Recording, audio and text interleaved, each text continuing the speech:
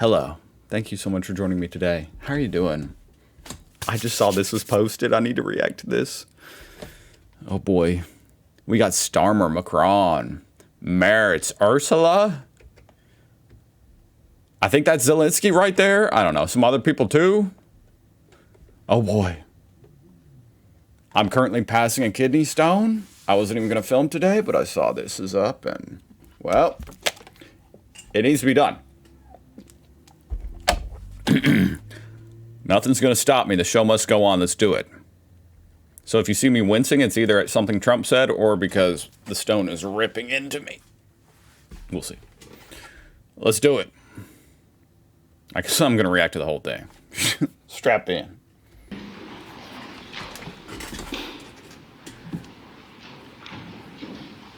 Awkward. Well, thank you very much. It's a great honor to have you here. Special place. White House is special no matter where you're from. Represents so much, and it really is beautiful. And thank you for all of It's a weird cup. Is that a cup? What is that? the wonderful things that took place today. We've had a very successful day thus far. Important discussions as we work to end the killing and stop the war in Ukraine. We're all working for the same goal. Very simple goal. We want to stop the killing, get this settled. Well, it might be a little bit of some nuance in the goals, but okay, sure. That's one of them. Just had the honor of being with Some people might want to reclaim all the territory as well, but President Zelensky and all of the discussions that we've had. We've covered a lot of territory, and I spoke indirectly with President Putin today. We're going to call President Putin right after this meeting. oh, they are all of them together. I'm sure we're going to have a solid meeting, good meeting, maybe a great meeting, and we're going to try and work out a trilat after that and Such a Trump thing to say. Maybe a great meeting. see if we can get it finished, put this to sleep, because this is not since the Second World War has there been anything like this. Okay. So I'm honored to welcome NATO Secretary General Mark Rutte, who's a great gentleman, great political leader in Europe generally, but now he's the NATO Secretary General, and you're doing a fantastic job. Thank you very much, Mark. Prime Minister Starmer of the United Kingdom, our friend and my friend, and doing really well. And people like him a lot. We all like him. Everyone knows President Macron of France. We all like him. Has been with me. Oh, God. What's he going to say? He's not going to call Macron. I call him Macron. He called him Macron. Honestly, I don't know which one's correct, but he ain't calling him a friend. From the beginning, one of I don't think. the first people I met as a foreign dignitary, and I liked him from day one. That was I like him nice. even more now. That's pretty good. Aw. That's unusual. That's a pretty unusual thing. Stop, Prime Donnie. Minister Meloni of Italy, who's a That was actually nice for all the shit he said about Macron. really great leader and an inspiration over there. She's served now, even though she's a very young person. She's served there for a long period of time relative to others. They don't last very long. You've lasted a long time. You're going to be there a long time. Chancellor Merz of Germany, who is a very strong person and a very strong leader and very highly respected in Germany. And he's my friend, and it's an honor to have him as my friend. Thank you very much. Very good. You look great with your tan. Where did you get that tan? I want to get a tan like that. President. What? You literally always have a fake spray tan on. At least his spray tan doesn't look orange today. President Stubb of Finland, and Maybe he did take Meritz's tips, you know. Go to this salon for your fake spray tan. he's somebody that. Where are we here? Where? Oh, you look better than I've ever seen you look. But you've done a great job. And I didn't recognize you. You look so much better. wanted to have you here because you're somebody good that one. we all respect. And you've had a lot to do with the success, I think, and the potential success. And thank you very much for being here. We appreciate it. And the President of the European Commission, Ursula von der Leyen, who is somebody that we just made a big deal with. with all of those countries, I don't know. I think you might be more powerful than all these guys at this table. I don't know.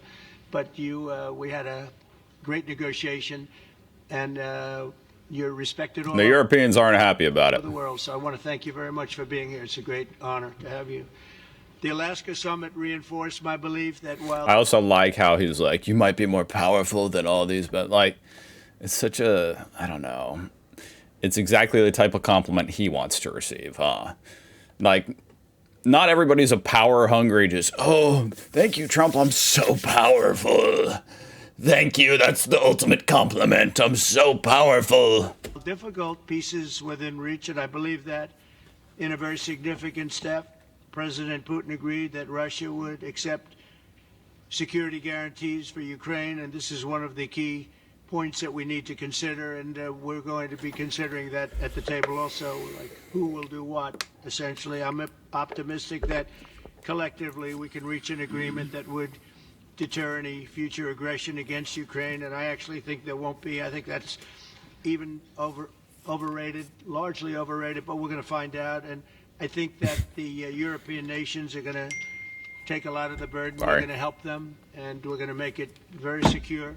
We also need to discuss the possible exchanges of territory, taking into consideration the current Exchanges. line of contact. That means the war zone, the war lines that are pretty obvious, very sad actually to look at them, and negotiating positions. President Putin, also you have President of Ukraine, who is you just met a little while ago, and we're going to try and get a three-party meeting, maybe as soon as we can.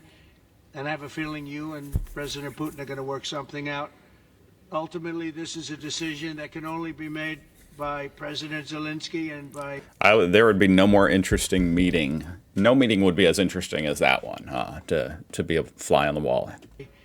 the people of Ukraine working Trump, Zelensky, and Putin. Also together in agreement with President Putin. And I just think that's... very good things are going to come of it. So I hope we have a good meeting. And if we can have a good meeting, I'll set up a meeting with President Putin. And if you'd like, I'll go to that meeting. And not that I want to do that, but I will do that because we want to save a lot of people from dying. A lot of people are dying, and we got to save them. We've got to save it. 5,000, 6,000, 7,000 people sometimes a week. All of us would obviously prefer an immediate ceasefire while we work on a lasting peace. And maybe something like that could happen. As of this moment, it's not happening, but President Zelensky and President Putin can talk a little bit more about that. You know, in the 6 or so wars that we stopped, we haven't had a ceasefire, and so I don't know that it's necessary. You can do it through the war, but it would be, I like the ceasefire from another standpoint. You immediately stop the killing. But I believe a peace agreement at the end of all of this is something that's very attainable, and it can be done in the near future. With all of the, I don't really understand all the nuances. You know, I don't dive too deep into this stuff. But apparently, like, Putin wants a peace agreement, but the NATO or like EU and Zelensky wants a ceasefire, so that they can. I don't know. wars that I got involved in, we only have this one left. Of course, as I walk out the door, there'll probably be a new one starting, and I'll get that stopped too. But I thought this was going to be one of the easier ones. It's actually one of the most difficult. They're very complex. The next step would be for a trilateral meeting, and that will be worked out. And I just look forward to... I'm supposed to drink a lot of water with the kidney stone, guys. Sorry. Working and having a great result. We're going to spend a lot of time today talking about, and we're really honored you guys came over. I mean, these are the heads of major countries, and respected all over Europe. And they speak for, largely, I think I should say, but pretty much for the other countries of Europe.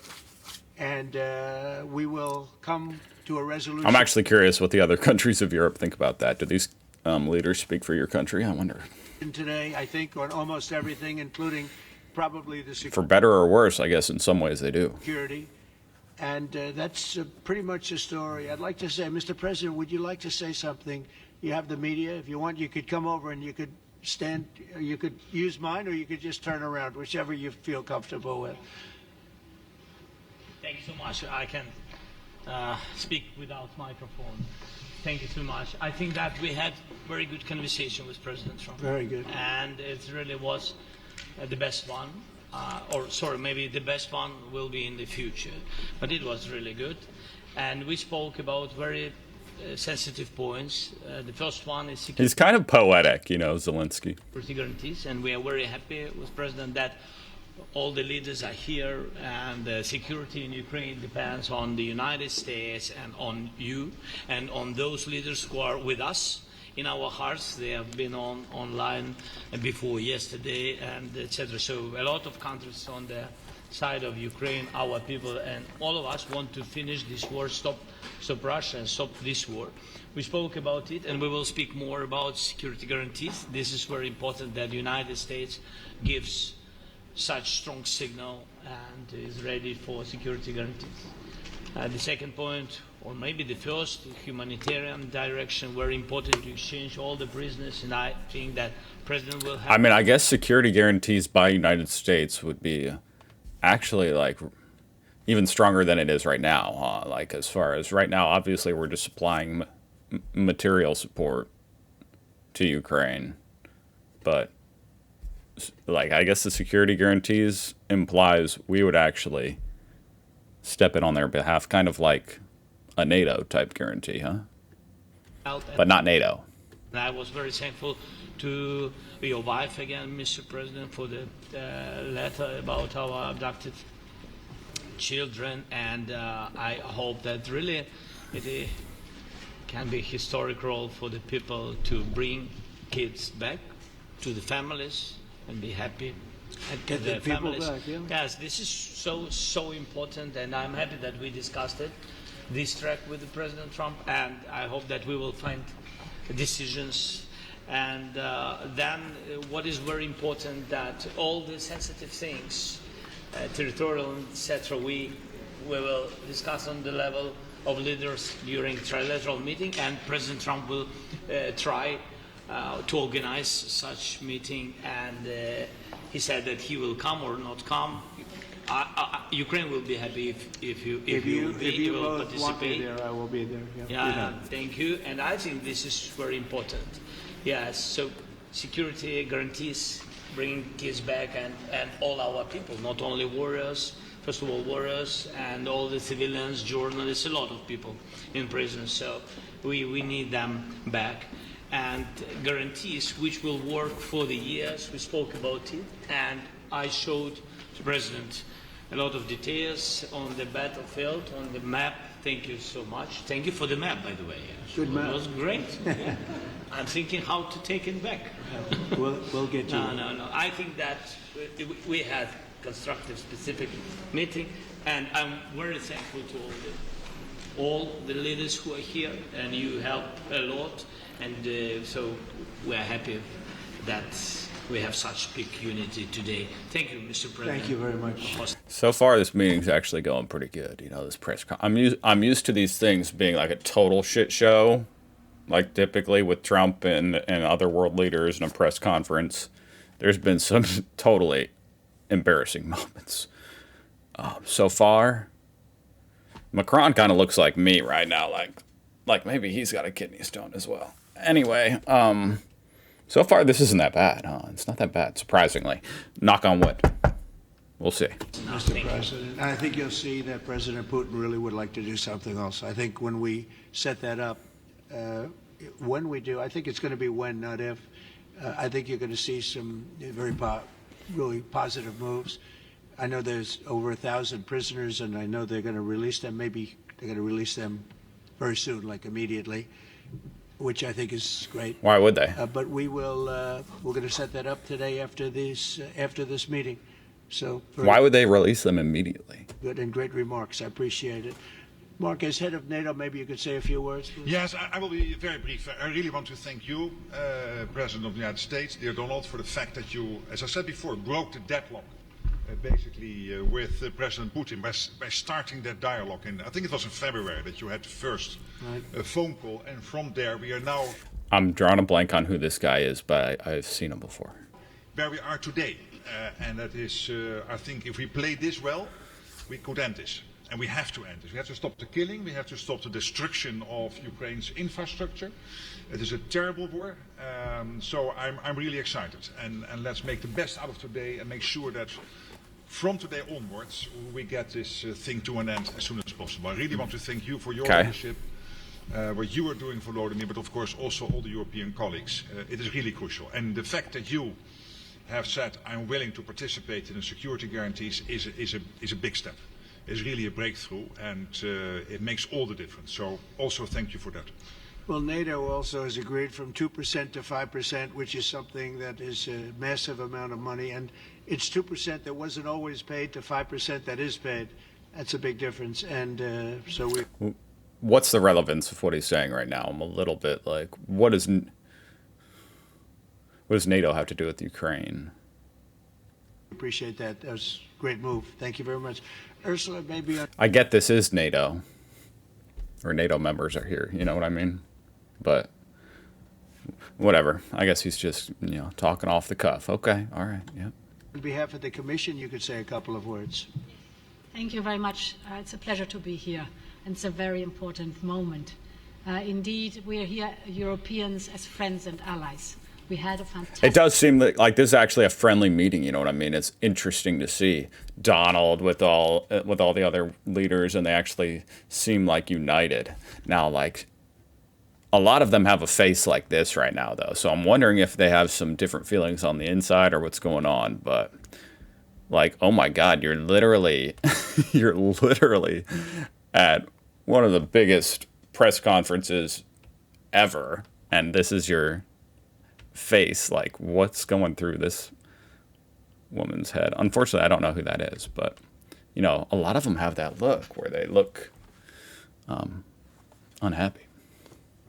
NATO summit together as the two. But that's kind of a contrast to the rest of the vibes here. The vibes are actually pretty good. Largest and biggest economies in the world. We had together as the two largest and biggest economies in the world, we had the largest trade deal ever agreed.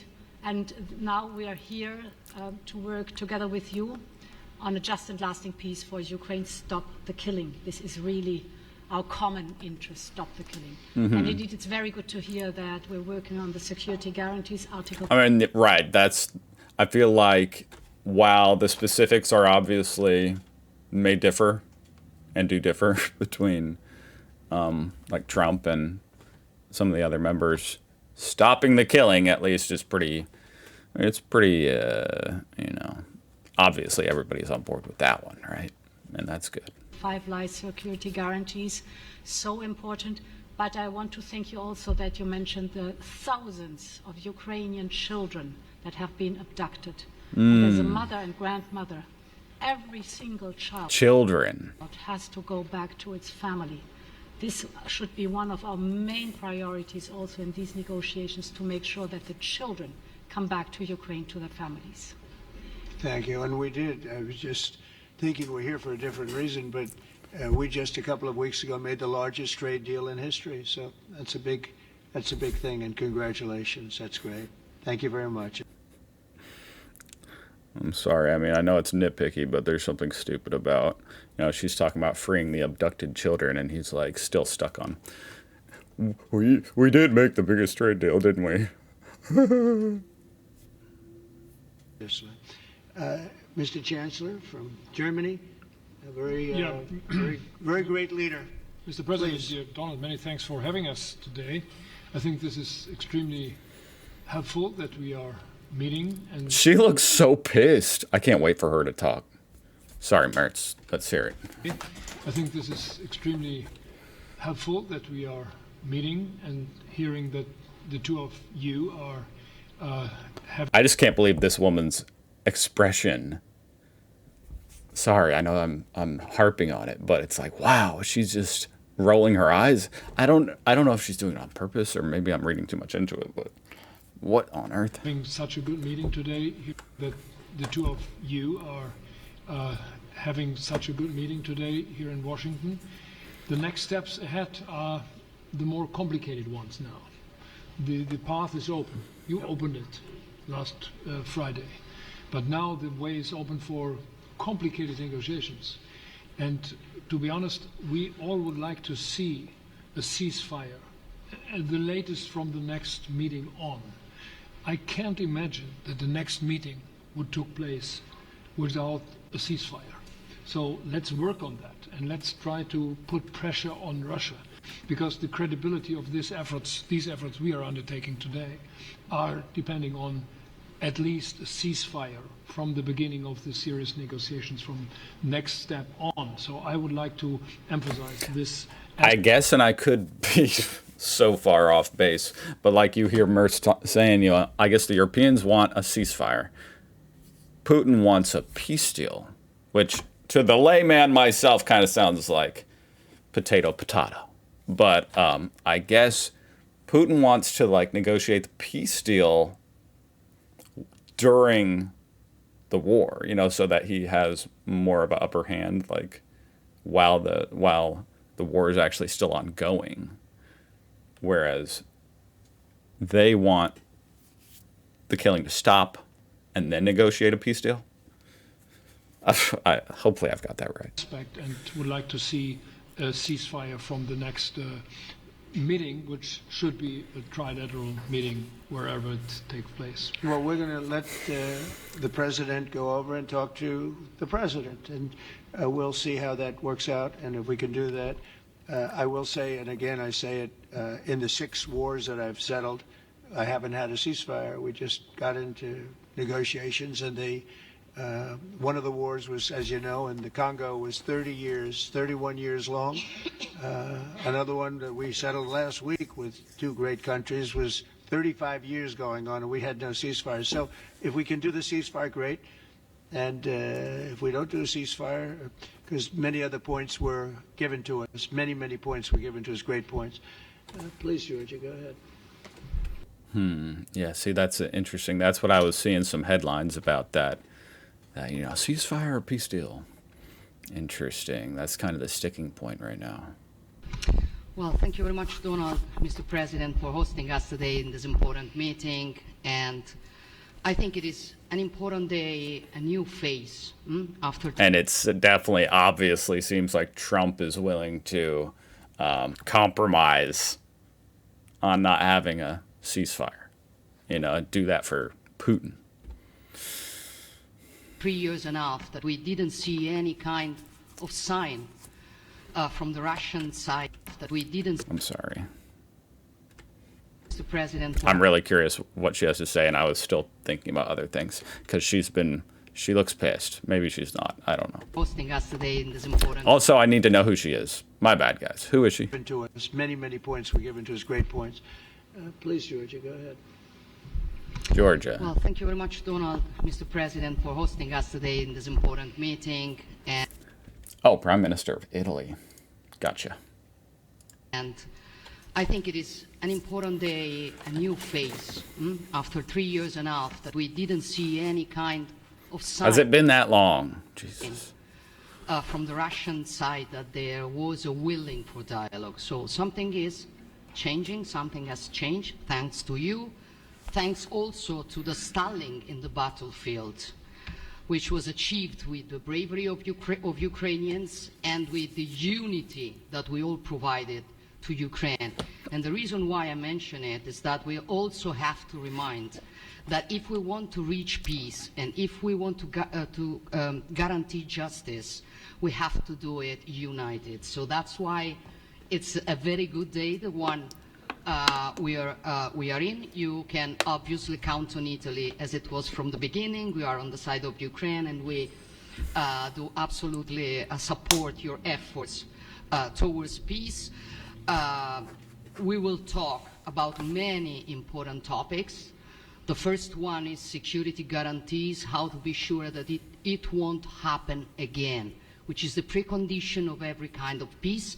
I'm happy that we will discuss about that. I'm happy that we will begin from a proposal, which is the, let's say, Article 5 model, which was Italian at the beginning. So we are always ready to bring our proposals for peace, for dialogue. It's something we have to build together to guarantee peace and to defend the security of our nation. So thank you, Mr. President, for hosting us. Thank you very much. Emmanuel? Thank you, Mr. President, for organizing this meeting and for your commitment.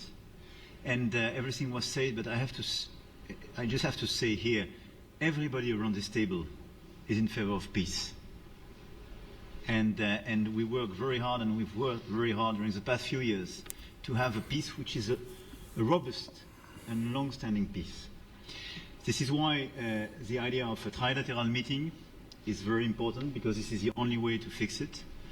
And by the way, I think as a follow-up, we would need probably a quadrilateral meeting, because when we speak about security guarantees, we speak about the whole security of the... This is such a stupid comment, but I just had to say, can someone, like... I get that Trump's hair is like a weird comb over, but, like, can they not do it better to not make it look like he just woke up? Sorry, let's continue. European continent, and this is why we are all united here with Ukraine on this matter. In order to organize such a trilateral meeting, your idea to ask for a truce or ceasefire, at least to stop the killings, as we discussed, is a necessity. And we all support this idea. And in order to have such a long-standing peace for Ukraine and for the whole continent, we do need the security guarantees. And the first one is clearly a credible Ukrainian army for the years and decades to come. And the second one is our own commitment, all of us. And we worked very hard during the past few months among the coalition of the willings, with the support of NATO, to build the different pillars of security guarantees and our commitments. And you can be sure that the Europeans are very lucid about the fact that they have their fair share in these security guarantees for Ukraine, but their own security is clearly... I mean, at a certain point, if they're all given security guarantees, what's the difference between that and just being in NATO? ...take in this situation. So you can count on us, as we can count on you, in order to deliver this robust peace for both Ukraine and Europe. Thank you very much, Emmanuel. Mr. Prime Minister?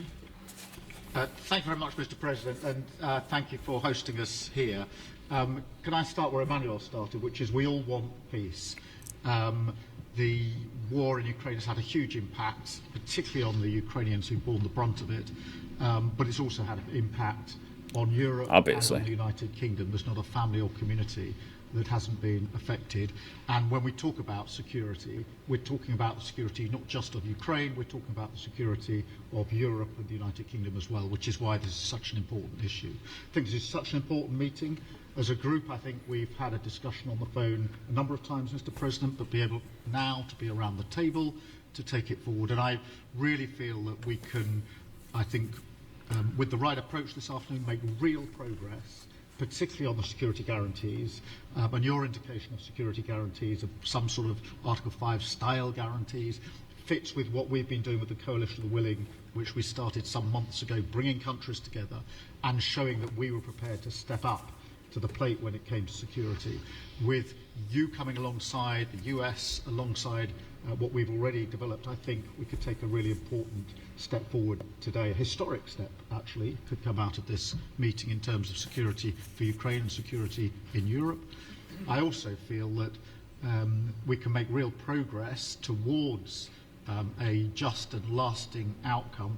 Obviously, that has to involve Ukraine, and a trilateral meeting seems the sensible next step. So thank you for being prepared to take that forward, because I think if we can ensure that that is the progress out of this meeting, both security guarantees and some sort of progress on trilateral meeting of some sort to bring some of the difficult issues to a head, then I think today will be seen as a very important day in recent years in relation to a conflict which has gone on for 3 and a bit years, and so far nobody's been able to bring it to this point. So I thank you for that.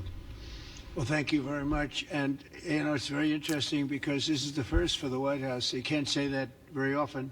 It's seen a lot. I mean, I feel like is the reason that Trump's been able to kind of like start brokering a deal like this is because he's politically like more so in between Europe and Russia. Like he's willing to give a little bit of compromise to Putin, which I mean, it's just interesting. Like, is this what Putin was waiting for? He wasn't gonna start negotiations under like the Biden administration. Over the years, since 1800, 1799, to be almost exact. But this is the first where we've had so many prime ministers, presidents, the heads of European nations. And by the way, Alex, I'd like you to say a couple of words too. You're a young, powerful man. Before I finish up, I want you to say a couple of words. Go ahead. I'll take the notion of youth back to my wife and try to convince her. Thank you very much, Mr. President. I think in the past 2 weeks we've probably had more progress in ending this war than we have in the past 3.5 years. And I think the fact that we're around this table today is very much symbolic in the sense. This definitely does feel like an inflection point, huh? I mean, they all keep saying that, and so I'm starting to believe it. Like, wow, I didn't realize that we had apparently made it that far, but apparently we have, and maybe the light's at the end of the tunnel. I'm starting to actually feel a little bit optimistic in a way.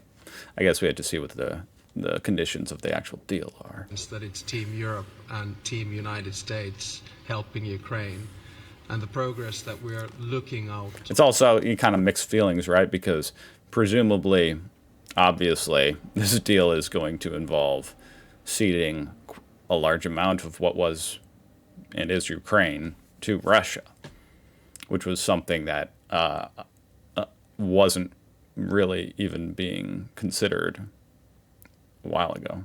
Of this meeting is about the security guarantees, which are a big part of this, and then of course moving towards a process with a trilateral meeting with you and President Putin and President Zelensky.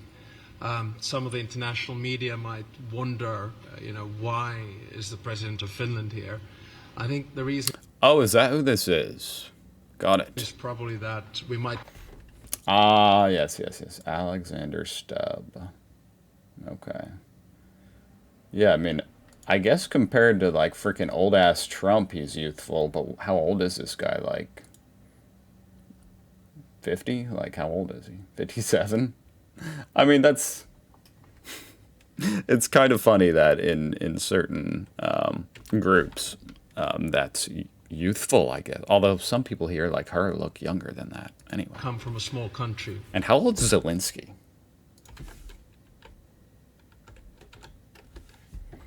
47. That's actually pretty amazing. He's really not that old. I mean, I don't know. I guess the older I get, it's like 47. That's not that old. But, when I was a kid, I would have thought that was old. But now I think like, oh man, that's only, it's, in like 15 years or something, I'd be that old, Damn. And I can't imagine being in his position. But we have a long border with Russia, over 800 miles. And we, of course, have our own historical experience with Russia from World War II, the Winter War and the War of Continuation. And if I look at the silver lining of where we stand right now, we found a solution in 1944, and I'm sure that we'll be able to find a solution in 2025 to end Russia's war of aggression and find and get a lasting and just peace. The situation is very difficult, but that's why we're here. Thank you, Alex, very much. Good job. So we're going to be Good job. for a while, and we're going to discuss some of the issues. So at the beginning, they acted like they had already done a lot of talking. I guess this was an intermission. Because now they're going back to doing more. Okay, so something more might come out of all this. And I don't think there's any issue that's overly complex. It's at a point now where people want to do things. I really do believe. I've known him for a long time. I've always had a great relationship with him. I think that President Putin wants to find an answer too. And we'll see. And in a certain period of time, not very far from now, a week or 2 weeks, we're going to know whether or not we're going to solve this, or is this horrible fighting going to continue? We'll do our best to get it ended. And I believe you have two willing parties, and usually that's good news, but two willing parties that want to make a deal. And we'll journey together, and we'll go over, and we'll see if it can be done. And it's possible it might not be able to be done. On the other hand, it's possible it will. It will save thousands and thousands of lives. It sure seems like it's going to be done. That's how everybody is acting. A week. And so it's something we really have to do. Thousands and thousands of lives a week. And so it's something we really have to do. That really is unfathomable. A week. Thousands a week. That's unfathomable. Jesus Christ. And, or at least we have to give it our best. It's all you can do. You can give it your best. But I think we may have a very good outcome. So I want to thank you all, and the media, I want to thank you. We're going to be staying here for a little while. Then we're going to walk over to the Oval Office. You know, I have to say, as much as I hate Trump, and I do, I think he's a bastard. I like all these press conferences he's always seemingly, I mean, he seems to be a lot more than under the Biden administration, you know. Under the Biden administration, it was just like, what is going on? Like, what's going on? You know, you never hear from him. Trump's always on TV, probably because he's a narcissist, but I do like it, you know. The silver lining of that is that there's some transparency as to what's going on, and it's very interesting to see. Staying here for a little while. Then we're going to walk over to the Oval Office, and we're going to have another little discussion about similar matters, and then they're going to go home to their great countries and report. And I'm going to remain here and work, and you're going to go and work. We're all going to be working. We may be in a different location, but that's what we know how to do is work. But I want to thank the media's been actually very fair. Well said, Trump. Generally speaking, very fair. What? He just said the media's been very fair? Who is this? Is this Donald Trump? Why did he even say that? But I want to thank the media's been actually very fair. Generally speaking, very fair. I think I've never heard Trump say anything like that. It's important that they're fair because this is a very important subject. We have to get it ended, and so that's all we ask for is fairness with the media. Thank you all very much. Appreciate it. Thank you very much.